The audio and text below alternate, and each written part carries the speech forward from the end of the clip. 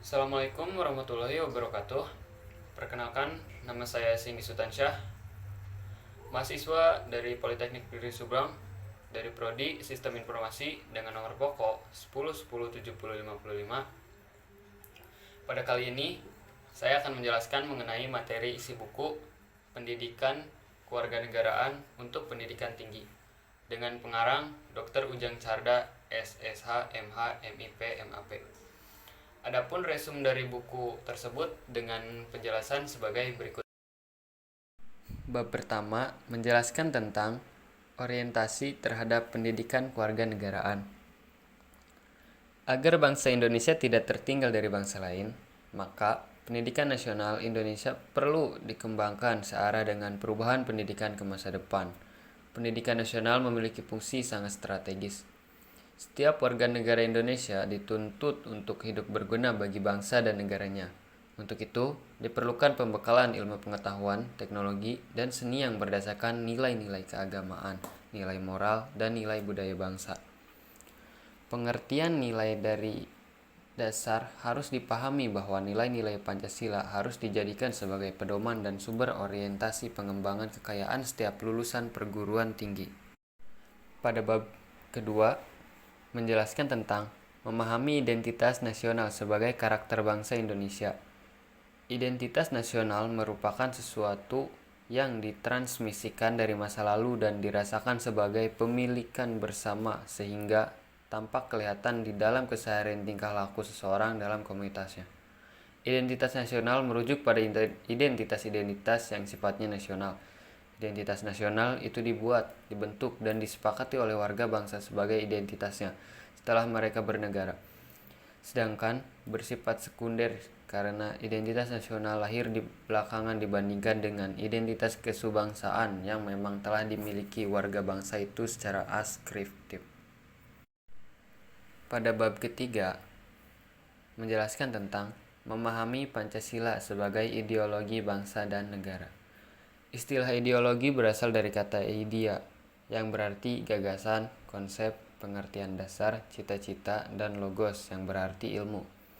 Secara umum, pengertian ideologi dapat dikatakan sebagai kumpulan gagasan-gagasan, ide-ide, keyakinan, kepercayaan, menyeluruh dan sistemik yang menyangkut bidang politik, termasuk di dalamnya bidang pertahanan dan keamanan, sosial, budaya, dan keagamaan.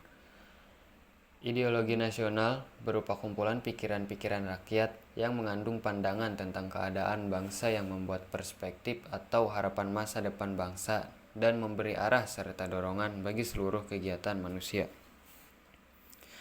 Berikutnya, pada bab keempat, yaitu memahami negara konstitusi dan warga negara.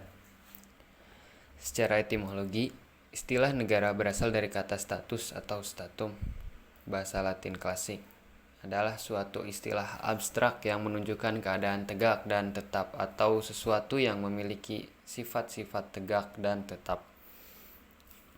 Negara merupakan integrasi dari kekuasaan politik dan merupakan organisasi pokok dari kekuasaan politik. Negara adalah adat atau agensi dari masyarakat dalam menerbitkan gejala-gejala kekuasaan dalam masyarakat dan hidup dalam sauna kerjasama. Berikutnya ada bab kelima. Bab kelima menjelaskan tentang memahami negara hukum dan hak asasi manusia dan demokrasi. Istilah negara hukum atau rule of law merupakan suatu istilah yang muncul pada abad 19, namun sesungguhnya konsep negara hukum tersebut sudah tercetus sejak abad ke-17 di negara-negara Eropa Barat bersama dengan timbulnya perjuangan kekuasaan yang tidak terbatas dari penguasa. Konsep demokrasi dan hak asasi manusia merupakan isu pokok yang menjadi inspirasi perkembangan prinsip-prinsip negara hukum yang mengharuskan adanya pengakuan normatif dan empirik terhadap prinsip supremasi hukum, bahwa semua persoalan diselesaikan dengan hukum sebagai pedoman tertinggi. Selanjutnya bab 6, memahami wawasan Nusantara sebagai wawasan nasional Indonesia. Istilah wawasan Nusantara sebagai konsep wawasan nasional Indonesia berasal dari dua kata, yaitu wawasan dan Nusantara. Istilah wawasan berasal dari kata wawas yang berarti pandangan, tinjauan atau penglihatan indrawi. Sedangkan istilah Nusantara berasal dari kata nusa yang berarti pulau-pulau dan antara yang berarti diapit dua hal. Secara umum, wawasan nasional berarti cara pandang suatu bangsa tentang diri dan lingkungannya yang dijabarkan dari falsafah dan sejarah bangsa itu sesuai dengan posisi dan kondisi geografi negaranya untuk mencapai tujuan dan cita-cita nasionalnya. Berikutnya ada bab kelima. Memahami ketahanan nasional dan integritas nasional. Secara etimologis, istilah ketahanan berasal dari kata dasar tahan yang berarti tahan penderitaan, tabah, kuat dan menguasai diri, gigih dan tidak dapat mengenal arahnya.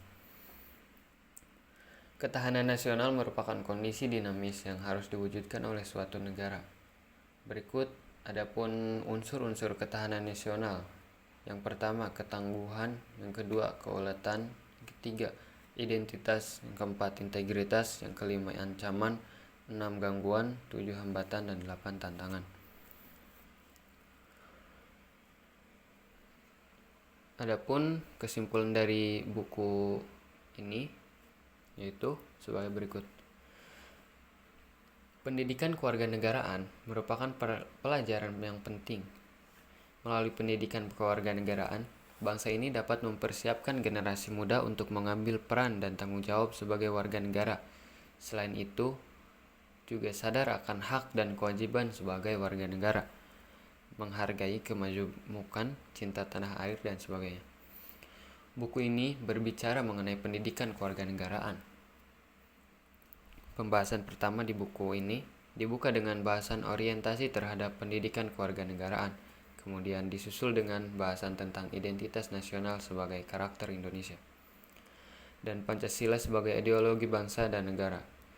Selanjutnya, pembahasan tentang negara, konstitusi, dan warga negara serta hukum, asasi manusia, dan demokrasi.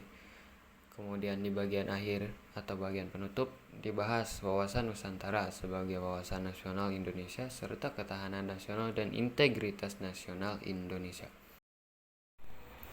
Demikian resum buku ini saya buat untuk mata kuliah Pendidikan Pancasila.